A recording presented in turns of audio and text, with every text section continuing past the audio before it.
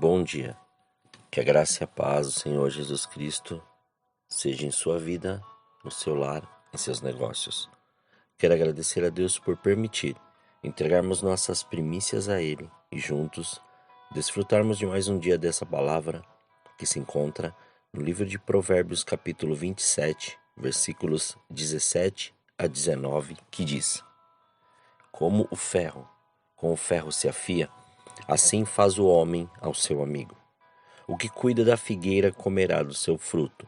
O que zela pelo seu senhor será honrado. Como a água reflete o rosto, assim o coração do homem reflete quem ele é. Quantas vezes somos testados naquilo que temos que nos aperfeiçoar? E uma palavra ressoa no meu espírito como uma voz incessante dizendo: testemunho. Pois a essência de uma vida repleta da graça do Senhor está em viver conforme os princípios que está na palavra e a sua prática. E pude observar que quanto mais estão se passando os anos, a defesa a tantas coisas estão se evidenciando mais que o cuidado com o próximo. Amigos estão sendo extintos, a verdade está sendo questionada, o relacionamento se tornou banal, o cuidado com aquilo que vamos falar, pensar e fazer se tornou obsoleto diante das prioridades que colocamos, e o cuidado com o coração é algo fictício perto das multidões dos desejos e prazeres. Postamos tantos eventos, tantos cursos, tantos treinamentos, tantas conferências, tantas campanhas, tanta destruição, tanta desavença e tanta informação que o ser humano acaba não sabendo o que é real e o que é ilusão da mídia.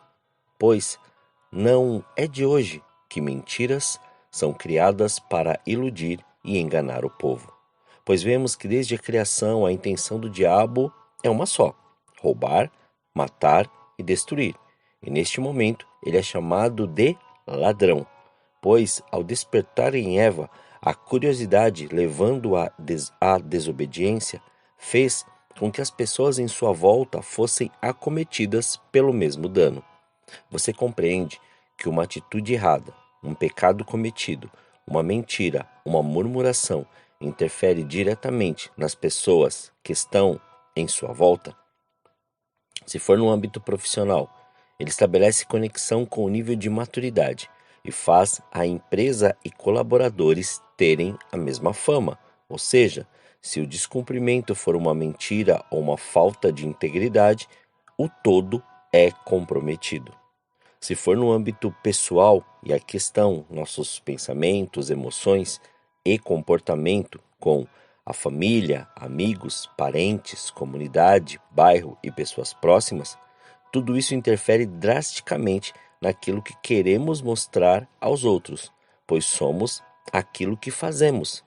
Não adianta saber o que fazer e ter uma bagagem de grande conhecimento se a aplicação, ou seja, a prática, não expressa essa verdade.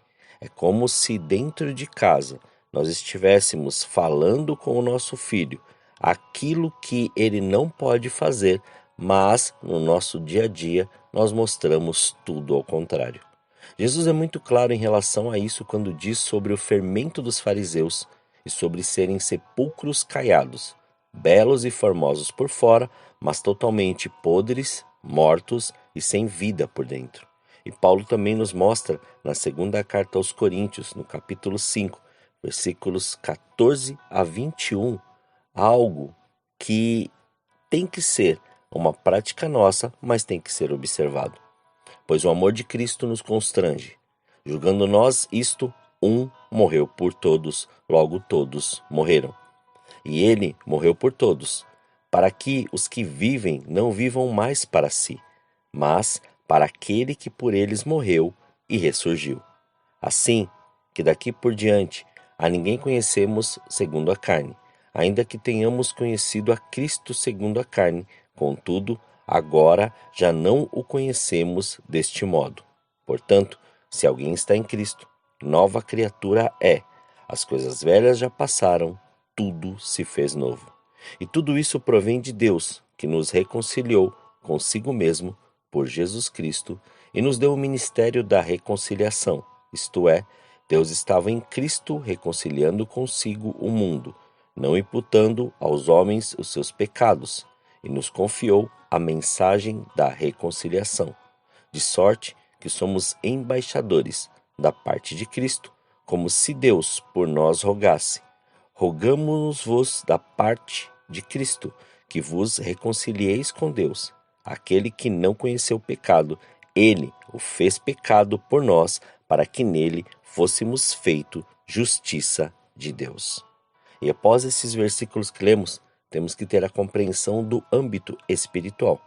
Pois, se não vivemos mais nós, mas Cristo vive em nós, como queremos assumir a condução da nossa vida sem colocar os princípios do Senhor em tudo que estamos fazendo?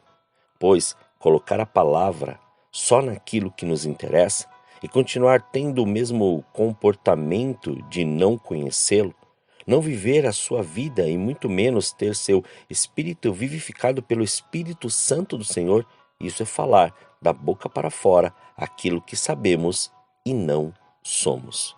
Porque a evidência de Cristo em nós sempre será o nosso testemunho. Não adianta falar, pregar, insinuar, estudar, ter igrejas, estar em igrejas, ministrar a palavra e os louvores e muito menos fazer apresentações, se a primícia, a prioridade e o primeiro não for o reino de Deus e sua justiça. Caso contrário, faremos tudo por impulso, conforme aprendemos e fomos socializados, conforme nossas aptidões e dons e principalmente por aquilo que queremos, e não pela orientação daquele que nos chamou das trevas para a luz. Você consegue enxergar a importância de um testemunho real e verdadeiro? Que não adianta ter uma profundidade nos estudos, uma vida religiosa presa em dogmas, paradigmas e costumes, se não há a manifestação da presença do Senhor e a vida de Cristo em nosso testemunho? Santidade não é sinal de neutralidade de relacionamento. É ao contrário, é a evidência de que somos de Cristo e assumimos nossa conduta de fé e de amor ao próximo. Tenho convivido com tanta gente que tem uma vida nessa santidade e é tão espiritual que não consegue discernir o que é santo do que é pagão e profano. E não consegue enxergar aquilo que está meio metro na sua frente. Já presenciou alguém que te fala que todos estão errados ou em pecado, menos ela? E que sempre o Senhor revela as coisas para ela e ai de você se não acreditar? Porque você irá encontrar uma pessoa acusadora e blasfemadora que fará de tudo para dizer para os outros que você está em pecado, pois não fez aquilo que ela disse. Dizem estar tão envolvidos com o Senhor que a primeira oportunidade para poder realizar seus sonhos, ou seja, prazeres e vontades, pulam para fora do propósito do Senhor e de sua verdade, dizendo ser a vontade do Senhor. Mas não passa muito tempo. Logo, se deparam com a decepção e ainda usam a palavra para dizer que foi a vontade de Deus. Tudo isso é visto por aqueles que não entendem o que é viver Cristo. E logo, como queremos mostrar a revelação e a reconciliação de Jesus, nos deparamos com estes que denigrem o Evangelho Santo do Senhor. É um grande desafio viver a vida de Cristo neste mundo de oportunidades para a nossa carne, como também renunciar os prazeres que nos são oferecidos. Mas, uma vez vivendo os princípios e querendo honrar ao Senhor em tudo, temos o testemunho como prática de fé e de certeza que podemos vencer, pois Jesus venceu, e um personagem que venceu todos os obstáculos emocionais, territoriais, familiares e profissionais foi José. Soube ser aquilo que o Senhor o preparou. Sua vida emocional não interferiu em ouvir e obedecer ao Senhor.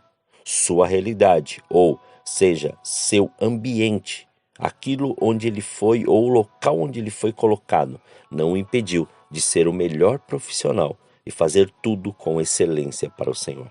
E tudo isso que viveu o manteve alerta aos dons espirituais, pois ele soube estabelecer o reino de Deus e a sua justiça, mesmo sendo levado como escravo, mas sua condição era de uma pessoa livre no Senhor. Assim, o Senhor tem nos preparado para este tempo. Faça com excelência e viva a vida de Cristo em todos os princípios, e terá o mesmo resultado de José. Tudo que colocar a mão prosperará. Terá paz e saúde em tudo que fizer. Continue semeando e faça aquilo que o Senhor te ordenou, e você verá o que é ter uma verdadeira colheita. O único peso que temos que carregar é o peso da glória do Senhor. Oremos. Pai, nós te louvamos e te agradecemos. Graças te damos por mais este dia. Obrigado pela oportunidade que o Senhor nos dá de entregarmos as nossas primícias, de entregarmos estas primeiras horas a Ti, de podermos, ó Senhor, consagrar tudo diante, Senhor, do seu altar. E que a sua presença seja tão evidente e eminente, Senhor, em nós, que possamos, ó Pai, viver esta plenitude da maneira que o Senhor o quer. Pai, esquadrinha o nosso coração, esquadrinha os nossos pensamentos e emoções.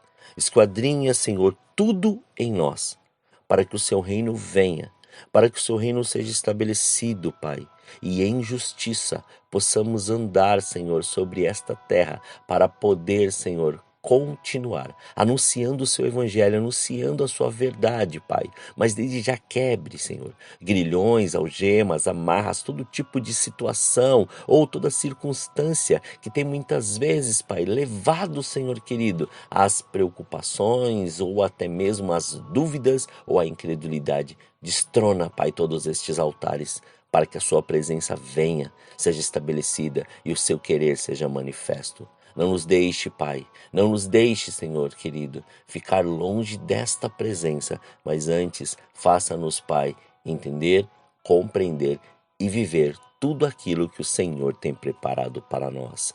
Muito obrigado, Senhor, por mais este dia. Graças te damos, Pai, por esta oportunidade. E mais uma vez, consagramos tudo que temos e tudo que somos, para que o seu nome seja glorificado e exaltado em todas as nossas atitudes.